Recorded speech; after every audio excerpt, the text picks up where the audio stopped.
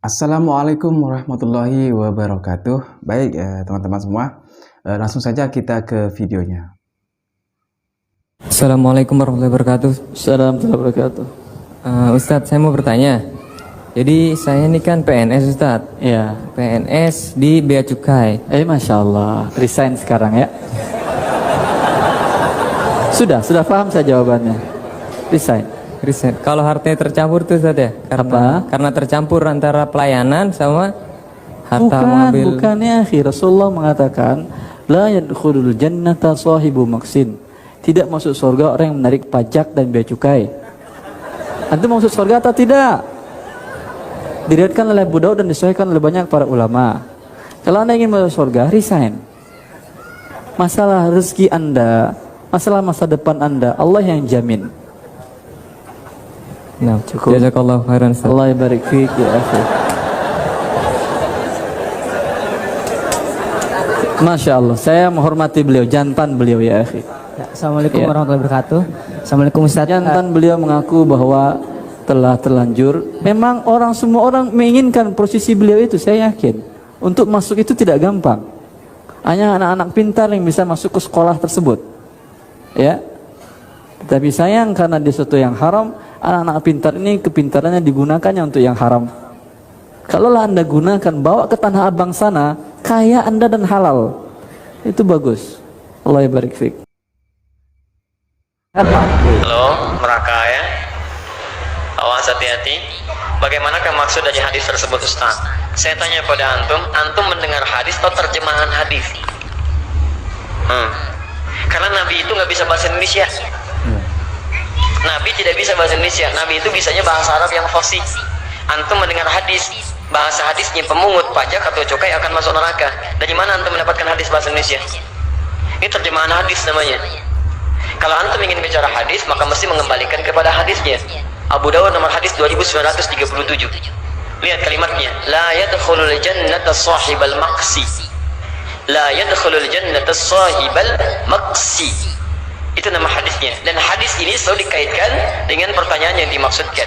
Lihat cara menerjemahkannya. Kata Imam An-Nawawi rahimahullah ketika menjelaskan hadis ini dalam syarah Sahih Muslim, beliau katakan wal maqsu. Adapun yang disebut dengan maksun dharibatun tukhadhu minan nasi wa yusamma sahibuhal makis. Dharibatun setiap pungutan liar yang diambil dari masyarakat, pungutan liar yang dipaksakan diambil dari masyarakat. Awas hati-hati, sekarang kita tanya, kalau pajak pungutan liar bukan? Awas, pungutan liar bukan? Bukan, karena ada aturannya, jadi tidak tepat menerjemahkan makes dengan pajak, itu keliru.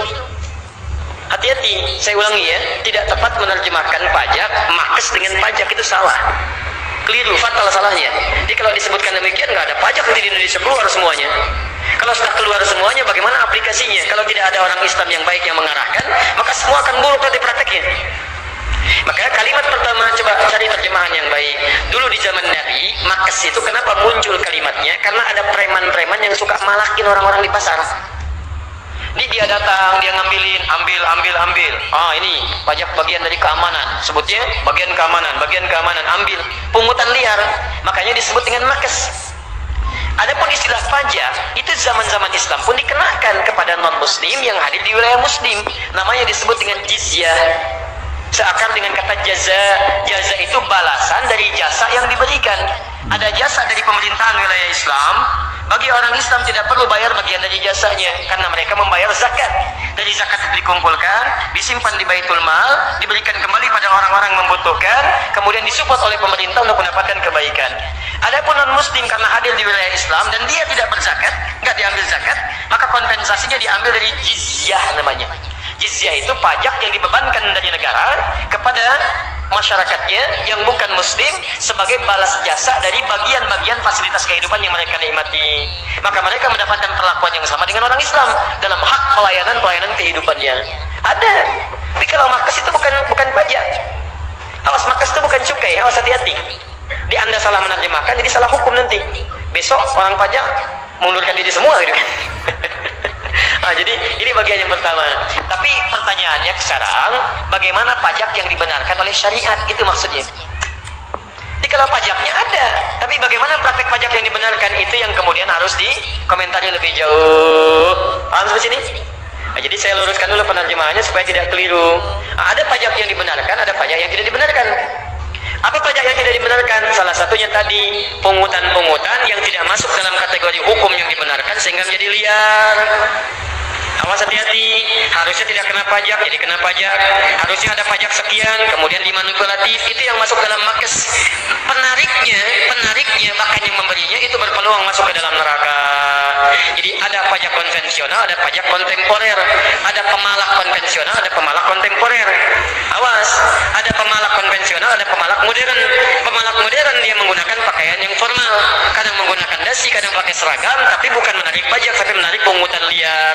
Ini ancaman dari nabinya masuk neraka. Kalau dengan hadis ini belum membuat anda lembut, artinya memang anda sudah pesan kapling di neraka. Masa hati-hati. Ini bukan berarti anda dilarang untuk jadi pegawai pajak. Anda silakan jadi, tapi terapkan nilai-nilai yang baik sesuai dengan aturannya. Jangan mengambil dari yang bukan haknya. Jangan memanipulatif data dan sebagainya. Ya. Yang kedua, sistem hukum yang mendekati riba itu pun dihindari. Ya. Berganda. Ya, kadang-kadang saya suka koreksi tuh. Makanan misalnya. Kita masuk ke restoran, kita yang makan, kok kita bayar pajak? Dan saya tanyakan pada orang pajak, ternyata nggak ada apa pajak makanan katanya. Itu yang bikin pajaknya orang restorannya. Restoran kan bukan petugas pajak. Jadi yang dibebankan pajak itu kepada pemilik restorannya, bukan orang yang makan di situ.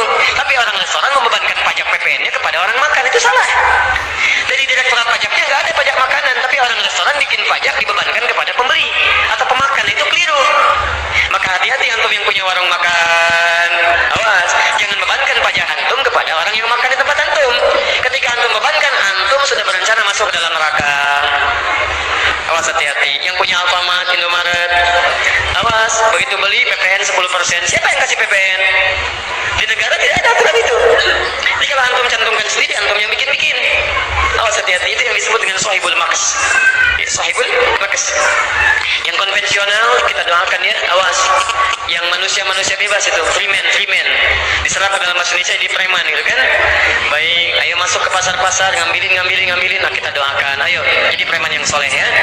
Preman yang soleh ya, yang membentengi orang-orang di pasar dari keburukan-keburukan. Yang baik-baik itu kerjakan, yang buruk ditinggalkan. Jadi saya jawab satu pertanyaan dulu dari sini. Pertama saya katakan makes itu bukan pajak, tapi yang dimaksud adalah dharibah atau pungutan liar. Allah taala alam bissawab.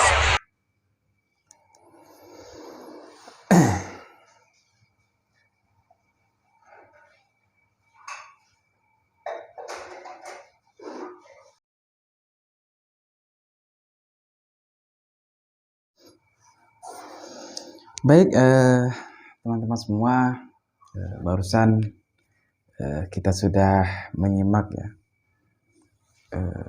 sebuah penjelasan yang sangat luar biasa dari Al-Ustadz Adi Hidayat mengenai bekerja di sebuah kantor pajak atau bea cukai. Nah, teman-teman, tadi kalau kita melihat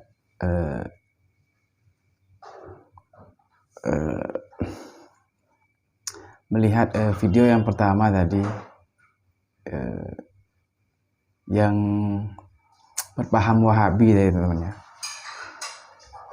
dia dengan mudahnya gitu kan, ketika ada seorang jamaah bertanya mengenai dia bekerja di sebuah kantor pajak atau bea cukai, nah dengan mudahnya si Ustadz Wahabi tadi menyuruh untuk resign hanya dengan bermodalkan hadis yang dia pahami tidak secara detail, teman-teman ya, tidak seperti Ustadz Adi Hidayat tadi. Penjelasannya yang sangat luar biasa, teman-teman ya, dan dia tadi dengan mudahnya itu, teman-teman, dengan mudahnya untuk menyuruh resign. Nah itu kan gimana, teman-teman ya, kalau seandainya saya yang bertanya itu apa ya, tidak ada kepuasan terhadap jawaban yang saya tanyakan, teman-teman ya, seperti itu. Dengan mudahnya, teman-teman ya. Berbeda halnya dengan beliau ini, yaitu Ustadz Adi Hidayat, yang menjelaskan sangat luar biasa teman-teman ya, bahwa yang dimaksud adalah pungutan liar, menarik pajak dengan cara, maksudnya pungutan liar teman-teman ya, ada paksaan di situ, ada mungkin ada kecurangan-kecurangan yang harusnya tidak dikenai pajak, ini tiba-tiba dikenai pajak. Nah, yang dimaksud itu, yang dimaksud hadis tersebut adalah seperti itu teman-teman ya, yang disampaikan oleh Ustadz Adi Hidayat tadi.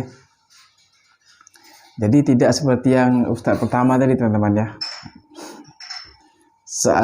seakan-akan memahami hadis itu secara mentah-mentah teman-teman ya. Nah, jadi beda teman-teman antara pemahaman Wahabi ini dengan Ustadz Ahlus Sunnah wal Jamaah, itu beda jauh teman-teman ya. Dan juga ketika kita menyimak jawaban-jawaban dari Ustadz Adi Hidayat itu sangat apa ya, ada rasa kepuasan teman-teman ya. Jadi seperti itu teman-teman ya. Baik teman-teman semua, mungkin cukup hanya ini yang dapat saya sampaikan. Kurang lebihnya saya mohon maaf apabila ada kesalahan yang saya ucapkan. Baik teman-teman, terima kasih sudah menonton video ini dari awal sampai akhir. Mudah-mudahan video ini bisa bermanfaat untuk kita semua, serta bisa menambah ilmu dan pengetahuan kita. Amin ya rabbal alamin. Baik teman-teman, sebelumnya terima kasih juga kepada teman-teman semua yang sudah mensupport channel ini, yaitu channel Daun Dakwah ini. Mudah-mudahan channel yang kecil ini bisa menjadi besar dan memberikan manfaat yang besar pula untuk kita semua. Amin ya rabbal alamin. Baik teman-teman, saya akhiri. Assalamualaikum warahmatullahi wabarakatuh.